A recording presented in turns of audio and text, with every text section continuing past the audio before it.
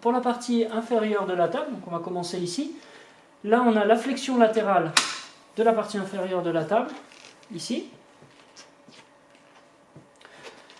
Voilà. Pour revenir, on redescend. On a un cran au milieu. Pour la flexion-extension, on va se servir de ce levier. On a donc flexion et extension, qu'on peut éventuellement bloquer en position légèrement de flexion.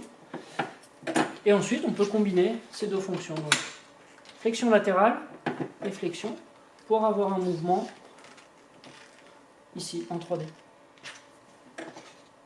Voilà. Ensuite, ici, on va avoir le levier pour la rotation.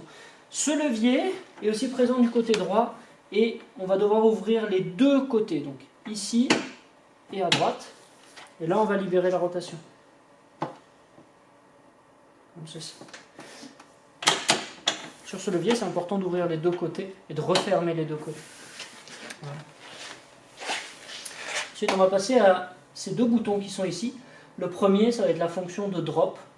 Donc le drop, ça va être un mouvement à la fois vertical et horizontal, combiné. Donc on va l'activer en tirant ce bouton et en tournant. Et là, on va avoir la fonction de drop. Pour remonter, même avec un patient sur la table, une main à droite, une main à gauche, on tire légèrement vers l'arrière. Donc le drop ici. On remonte, on tourne le bouton, ça se reverrouille. Ici.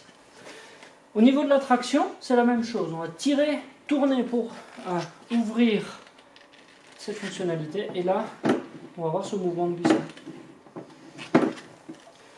Pareil, on tourne pour revenir en position verrouillée.